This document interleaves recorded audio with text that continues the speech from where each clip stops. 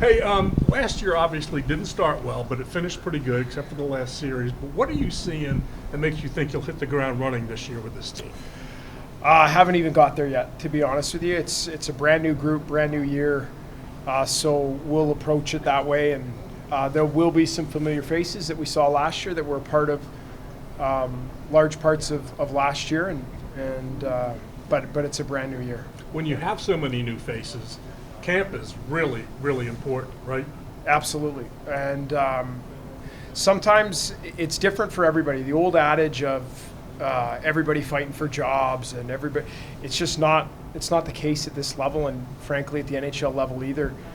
But there's a lot of internal competition, fighting for opportunity. I think I'm a power play guy. I would like to play in the top six role. I want to be in the lineup every night. So whether you're on the team or you're fighting to get on the team, there's still a ton of opportunity to be decided, which makes camp very valuable. You think one of the edges you guys have this year is that guys know you and you know them, obviously? Yeah, that's a huge asset to have. Is I'm comfortable now. A lot of the players know my expectations. Our staff, we had some turnover with some new faces on the staff, but at the same time, for me and Wellesley coming back, and a lot of players that know how we want to play and what the expectations are on a daily basis, makes it a lot easier. What are some of the things that you kind of ponder personally over the summer that you want to apply to now in your second year? The Charlotte Checkers for about a month. So that was, June? Just looking for ways to improve. And part of that is reflecting on the year and what happened in the start and things we did, what we liked, what we didn't like. And then the other part of it is going outside of me and our staff and our organization to look for new ideas, find out the way other teams are doing things, ask questions. Should we change something here? How do you guys approach a 3-and-3? All sorts of different stuff where you can take in a lot of those. It's harder to do that in season, and you can do that in the off season a lot. Has the way you like to play changed at all over the course of the off season, or is it pretty much what it was last year for you guys? The general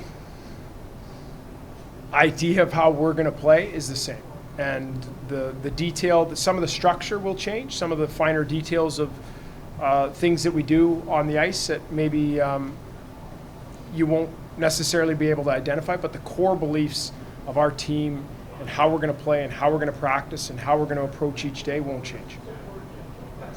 What changes when you get a little bit of distance in the off season, from whenever all the emotion dies down?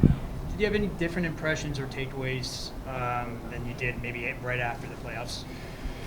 Yeah, I did. I really have a hard time with losing, so it's really you think it's a failure, and then as you step back, and a lot of people you talk to in the summer and talk about what we were able to accomplish last year and the strides that we made, and even some of where our players were at the beginning of the year to where they were at the end of the year, that makes it feel a little better because there was a lot of progress and we did accomplish a lot of positive things last year.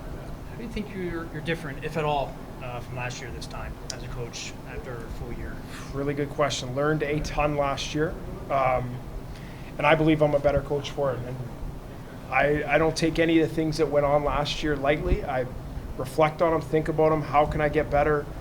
What do I need to do a better job of? I look at myself first, and then try to implement those right away. And I've already started to do some of that stuff. You had a really good culture here last season with the vets, and you lost a number of them. How do you try to rebuild that culture kind of on the fly, which is always an issue in this league? Yeah, and it's a really good point. And part of that is adding players like Matt Molson, and then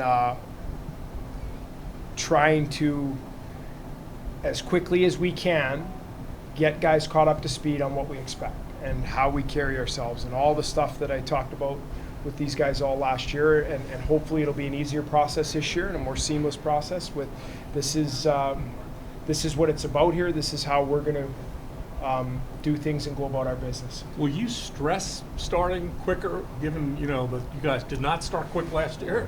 Yeah, it's a good.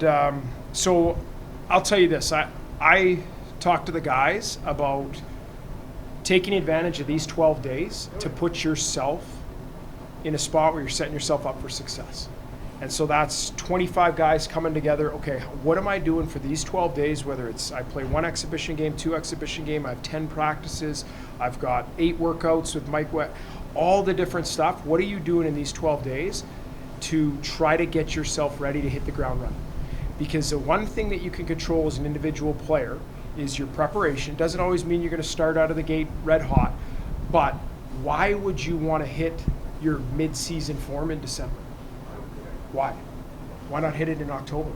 Why not come out of the gate as one of the top players in the American Hockey League, raise eyebrows, whew, we need to get this guy up to the NHL right now. Why wouldn't you want to put yourself in that spot? So that's, guys have an opportunity to prepare for that for the next 12 days.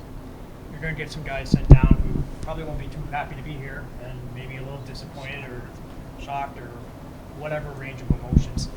How do you get those guys off that track and kind of into the mix here right off the bat? That's one of the things that the difficulties of the AHL and being an AHL head coach. And everybody's different. There's no cookie cutter way to deal with a player that's being sent down. Everybody handles it differently. Everybody's situation, whether they thought they were slated to be on the team, they weren't. They're in their 2nd year, their 5th year. And I think it's just on a case-by-case basis and helping them understand that eventually everybody takes them different amounts of time. Some guy, they get here and they're just ready to work and, okay, I can't control that. Other guys, it's a little bit longer of it sinking in that I'm in the American Hockey League.